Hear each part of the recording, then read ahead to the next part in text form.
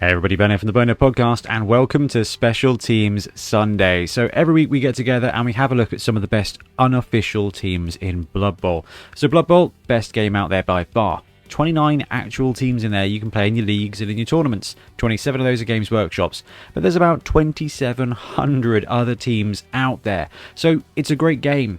And you can change it up by having new teams, different teams. Now if you haven't heard of Fumbbl, it's a JavaScript version of Blood Bowl, and within that there are potentially hundreds of really cleverly built teams. Now we've talked about the Savage Orc team a bunch of times before because it's a really good way to build a team for a different team, but that can also be used for other teams as well. So today let's have a look at the frenzied Savage Orcs.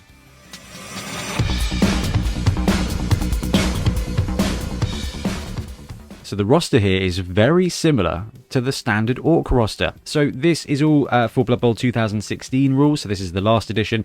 Fumbbl hasn't quite updated yet. It's coming soon, and when that happens, we're going to have a ton of cool teams to play with the new format. However, until then, this is old format, old rules, so no passing stats here. So the roster is made up of 0 to 16 Savage Orc linemen for 50k, 0 to 4 Savage Blockers for 80k, 0 to 4 Savage Blitzers for 90k, and a Troglodyte. Now a Troglodyte is essentially a cave-dwelling Croxagore kind of beast, okay? That's probably the best way to describe it. You can take one of them for 140k. Now rerolls here are going to be 60k, and spoiler alert, this is a frenzy-heavy team, so those rerolls are going to be super important for your roster. And that's all the way down to the Savage Orc linemen. So 0 to 16, these guys get general and strength on primary at the moment, which is huge, okay? 50k a piece, movement 6, strength 3, edge 3, no passing stat. This is old school rules. Armor 7, but they come with Frenzy and Thick Skull. So on the one hand, 50k is cheaper than the cultists that you'll have in the Demons of Khorne roster, the Khorne roster as it was. But these guys have Thick Skull and armor 7 instead of armor 8, so they are down costed because they are softer, but they still come with frenzy. And these guys are amazing because they get general and strength. And what's the most important thing on a frenzy team? Rerolls. What's the second most important thing in a frenzy team? It's guard. So every single one of these linemen can be a guard piece. So other frenzy heavy teams, you tend to rely on positionals who have the strength access. Here, these linemen can work with any one of your positionals, and that means that they are such an important linchpin. But if you've played Khorne, you'll know, and this will be true of the Savage Orc linemen as well, any one of these guys with a support is basically throwing 4 die blocks. So giving them block is also a monumental shift. And this is just the beginning. This is just the linemen. And the blockers are where I think it gets super fun. Okay, so 0 to 4 blockers, general strength again, agility and passing on a double. Now these are 80k a piece, and the movement 5, strength 4, edge 2, armor 7 still, and frenzy, thick skull. Dude, strength 4, movement 5, frenzy pieces. Now, they are just incredibly powerful. Alright, these guys are always basically blocking well. You can get one support to take out strength 4. 2 supports will just allow you to dominate big guys with your blockers. So if you played with or against orcs, you'll know that black orc blockers in this edition and big and blockers in the new edition, because these are actually movement the same, are incredibly potent. Chaos warriors, incredibly potent. Now on the downside, the edge 2 means they're picking up the ball on the 4+, but if you've ever played ogres, you're going to go. So 80k for these, and you can have up to 4 of them. Now what we're seeing already is that you're starting to build a just infinite frenzy blocks. Every block you make is going to be frenzied. But these guys start with that strength 4 element. So as long as they're supported, basically they're going to be making profitable blocks most of the time, which means you can start blocking with these guys, leave them in a position to support by frenzy chaining basically, so they kind of, you can frenzy push, and actually you can sneak these guys into supporting positions to then get 2 die frenzy blocks with your linemen as well. These blockers work best on the line and surrounded by friendship. But these guys have to be the most important players on the team because they start with block. So 0 to 4 Savage Blitzers, general strength 90k a piece, movement 6, strength 3, edge 3, armor 7, block, frenzy, thick skull. So they've got the vulnerability the rest of the team has, which is that armor 7. Now that armor 7 is going to seriously hurt them. These guys are as tough. They're as tough as a Skaven lineman, but they do have thick skull, which we've seen from the Goblin Bruisers, from these guys here, that actually is way tougher than it sounds. So I guess they're tougher than Skaven linemen. But the fact that they start with block and frenzy and they've got that edge 3-piece means that the Savage Orc Blitzers are incredibly powerful to start with. But they are going to suffer from that same frenzy lure that you will have. And these guys are going to be your ball carriers. These guys and your linemen are going to be the ones that have it because they've got the best agility here. Now, the Blitzers will be the best option to be your ball carrier because they're going to get the SPP, they're going to be more profitable, and because they start with block, they're going to be better defended as well. So as they develop, you don't need to take block first. You can actually just have one take sure hands if you need a primary ball carrier, and the rest of them then can just go nuts with guard and mighty blow. And when you start spamming guard and mighty blow on this team, it really becomes just filthy powerful. And I mean, Savage Orc Blitzers are Orc Blitzers with worse armor, but they come with frenzy, so you just making twice as many good blocks, and that can only be a good thing. And then there's a really cool angle here. So the Orc teams have trolls. This team, I believe, started out with trolls and then slowly moved over to get the troglodyte. So the troglodyte is 140k, movement 5, strength 5, edge 1, armor put armor 1, I think it's armor 9, loner, bonehead, thick skull, mighty blow, prehensile tail, disturbing presence. So no frenzy here. It's the only player on the team that doesn't have frenzy.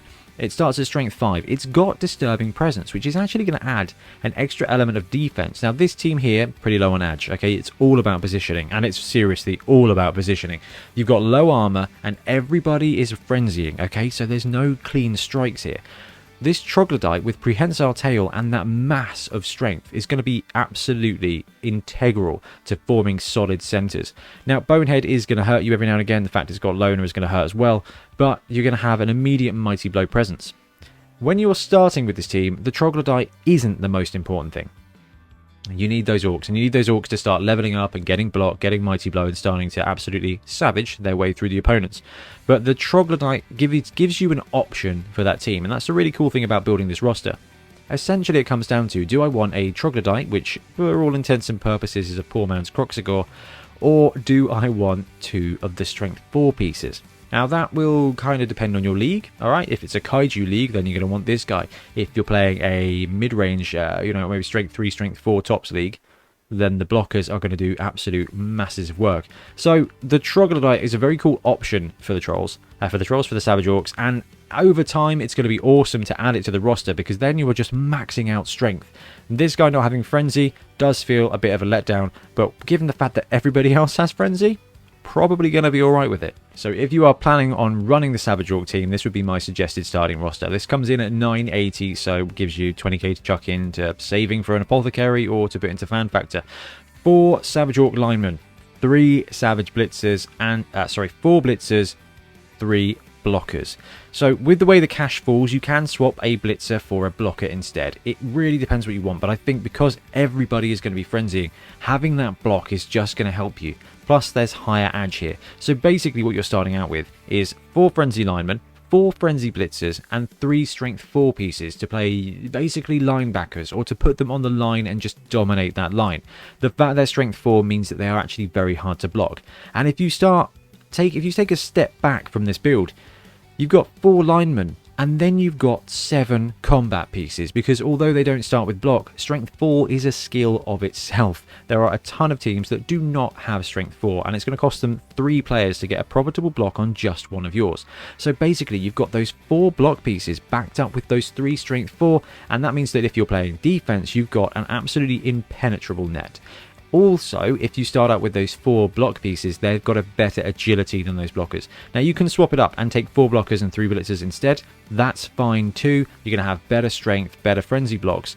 But you should be able to kind of position and not block where you need to so that you can get those supports. Now, a 2-die frenzy block with block is infinitely better than a 2-die frenzy block with no block. So as far as combat goes, if you can position well, the blitzers are going to outperform those blockers. If you're not so hot on positioning and you just want to power through, swap a blocker for a blitzer, go 4 strength 4 guys, 3 block guys, get that savage blitzer later on, and you are going to be absolutely cooking.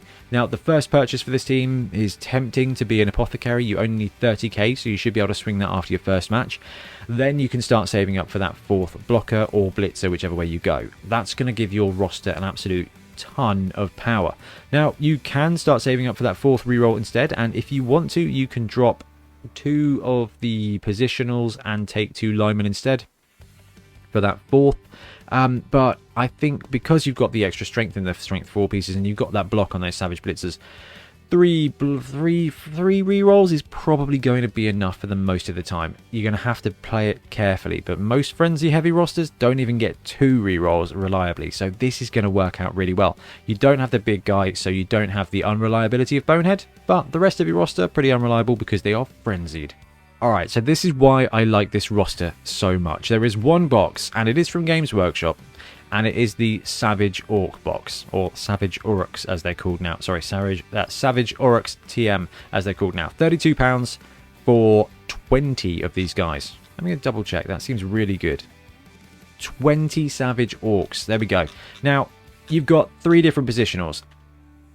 You're going to need to bulk out some of them to represent your Black Orcs. You can paint them different, but as you see, these guys come with a load of like bone bits, they come with a load of blades. I'm just thinking that actually get some helmeted heads from a different orcs, use Black Orc blockers, or just use Black Orc team models for your Black Orcs and run the rest as Savage Orcs. Make the blitzers, give them helmets or extra shoulder pads or something to just make them look more professional, because you've only got 3 different positionals. You've only got 3 different player types here plus a big guy. It allows you to go absolutely to town when it comes to modelling. This is the easiest way to do it, and I've been thinking about doing a Savage Orc team for to interchange with Orcs because they've got the same positionals, and to use for Khorne as well, because again you've got basically the same amount of positionals. You've got lightly armoured linemen, and you've got 2 different types of upgraded linemen. So on the Khorne team, you've got 2 different types of demons. You've got Bloodletters and you've got Heralds. One of them is going to be spikier with better armor. One of them is just going to look better and more professional.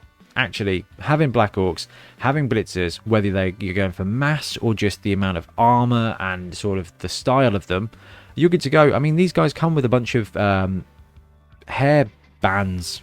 That's probably not what they're called.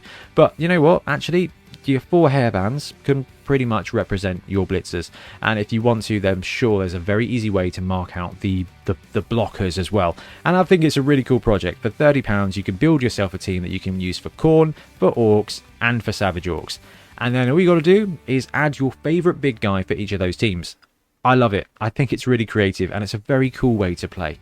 Okay, so that is basically everything when it comes to the Savage Orc roster. However, there was a Savage Orc roster that was dropped as part of the My Dugout app from Games Workshop. Back in the last edition, they had an app. We saw basically Imperial Nobility. We saw Savage Orcs, we saw Clan Pestilens, and we saw basically a Dwarf Troll Slayer roster.